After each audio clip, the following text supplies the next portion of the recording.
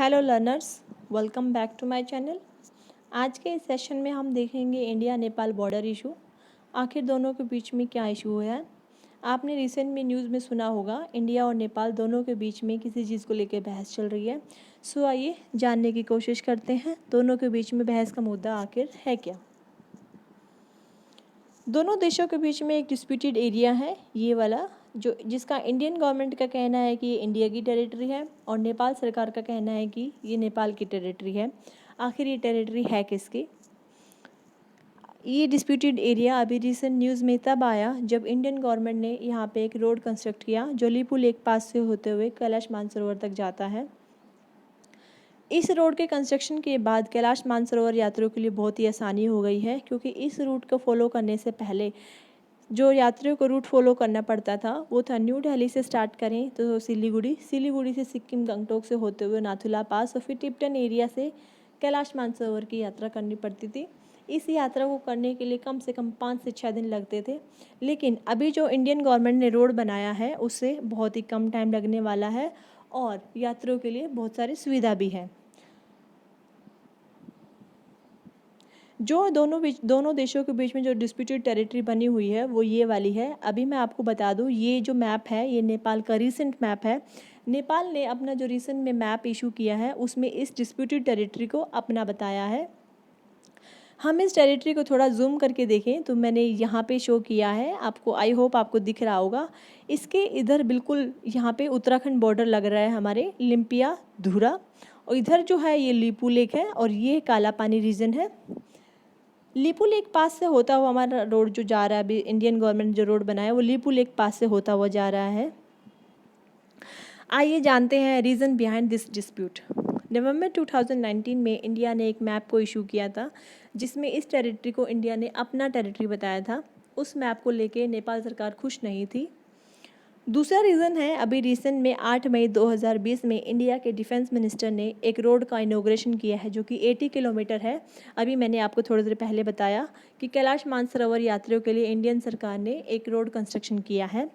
नेपाल सरकार उस इनॉग्रेशन से ज़्यादा खुश नहीं थी। नेपाल सरकार चाहती थी कि इंडिया को हमसे पहले परमिशन लेनी चाहिए थी इस रोड की इनॉग्रेशन या कंस्ट्रक्शन दोनों से पहले। इनॉग्रेशन से पहले इंडिया को हमारे नेपाल सरकार से परमिशन लेनी चाहिए थी, लेकिन इस जवाब में मिनिस्ट्री ऑफ एक्सटर्नल अफेयर्स ने कहा कि ये जो टेरिटरी है ये हमारे इंडिया का पार्ट है, हमें तुमसे किस चीज़ की परमिशन लेनी चाहिए थी, जबकि ये हमारे खुद का इंडियन टेरिटरी है।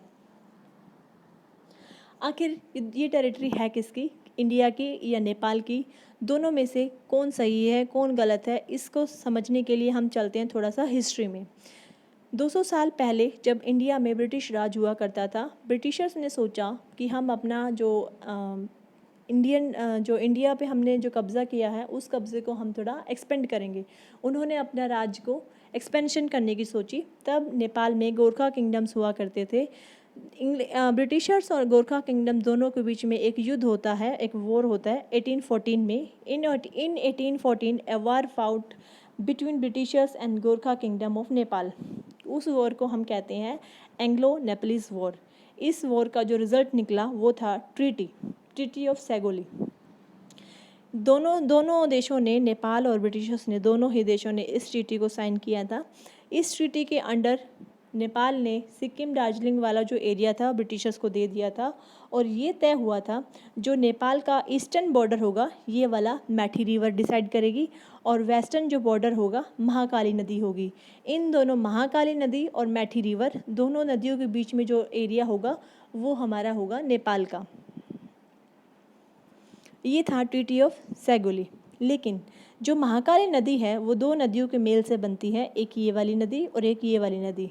मुद्दा ये खड़ा हुआ, अभी बॉर्डर डिसाइड करने के लिए हम इस वाली नदी को प्रेफरेंस दें या इस वाली नदी को।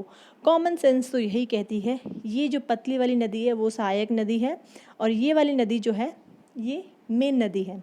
सो डिसाइड तब ये 1816 में ये डिसाइड हुआ कि ये वाला जो बॉर्डर है, आई मीन महानदी, जो मेन महानदी ये है, हम इसको बॉर्डर डिक्लेयर करते हैं।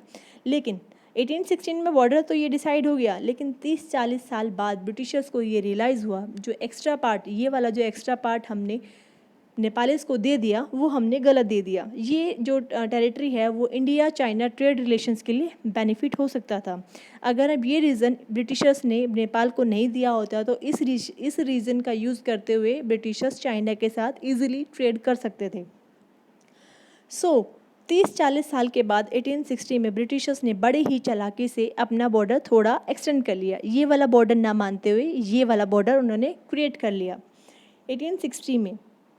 उस टाइम पे जब ब्रिटिशर्स ने अपना बॉर्डर थोड़ा एक्सटेंड किया, उस टाइम पे नेपाल के राजा को भी कोई प्रॉब्लम नहीं हुई।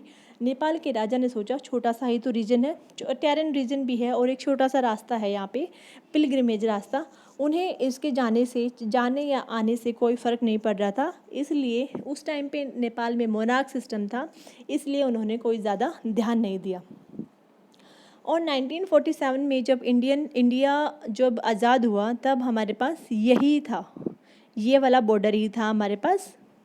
और 1960 में इंडिया ने विद परमिशन ऑफ मोनार्क यहाँ पे अपनी आर्मी पोस्ट की, India check post with permission of monarch. 1962 में लीपू लेक का काला पानी रीजन दिखाया, लेकिन फ़र्स्ट टाइम लिम्पियाधुरा जो है ये नेपाल ने अपने टेरिटरी बताया है। 1962 तक लीपू लेक और काला पानी दोनों ही नेपाल गवर्नमेंट और इंडियन गवर्नमेंट दोनों ही अपने अपने मैप में दिखाते थे, लेकिन लिम्पियाधुरा का फर्स्ट टाइम जिक्र आया है। अभी नेपाल गवर्नमेंट ने फर्स्ट टाइम लिम्पियाधुरा को अपने टेरिटरी बताया है। इन 1990 में डेमोक्रेसी भी आ गई थी नेपाल में। तब उससे पहले जो था 1990 से पहले जो था नेपाल में मोनार्क सिस्टम था। सबसे बड़ा सवाल अब ये है, आखिर ये टेरिटरी है किसकी, नेपाल की या इंडिया की? Who is right according to you, India versus Nepal? Nepal के आर्ग्यूमेंट जो हैं, लास्ट ट्रीटी सैगुली हुई थी और सैगुली के अकॉर्डिंग जो ट्रीटी सैगुली हुई थी उस ट्रीटी के अकॉर्डिंग महानदी जो मेन महानदी थी उस महानदी के अकॉर्डिंग ये जो टेरिटरी है ये नेपाल की है। लेकिन इंडिया इसके काउंटर में कह सकता है इतने सालों से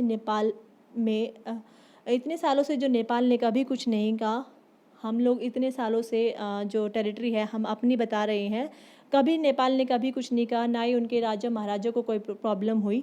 तो अब ये क्या दिक्कत हो गई जो नेपाल ने ऐसा किया? नेपाल इस काउंटर में कह सकता है क्योंकि 1990 से पहले यहाँ पे राजा महाराजा का राज था। अभी डेमोक्रेसी 1990 के बाद ही आई है, तो अभी हमने अपने जो हिस्टोरिकल डॉक्यूमेंट देखे हैं उसके हिसाब से ये टेरिटरी हमारी है। इसके काउंटर में इंडिया कह सकता है 1990 के बाद भी, डेमोक्रेसी आने के बाद भी लिम्पियाधुरा कभी शो नहीं किया था। अब ऐसा क्या हो गया है जो लिम्पियाधुरा को अपनी टेरिटरी बता के तुम कन्फ्लिक्ट क्रिएट कर रहे हो? This is the whole dispute.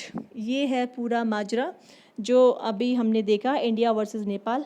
मैं अब आपसे पूछना चाहती हूँ आपकी क्या राय है? आपने पूरी हिस्ट्री सुन ली, दोनों के आर्ग्यूमेंट सुन लिए हैं। आपके हिसाब से ये टेरिटरी किसको बिलोंग करता है? क्या इंडिया सही है या नेपाल सही है? आखिर ये disputed territory Limpiyadhura, Lipu lake और काला पानी किसके रीजन में आता है, इंडिया या नेपाल? आप अपने जवाब मुझे सेक्शन में बता सकते हैं, कमेंट कर सकते हैं।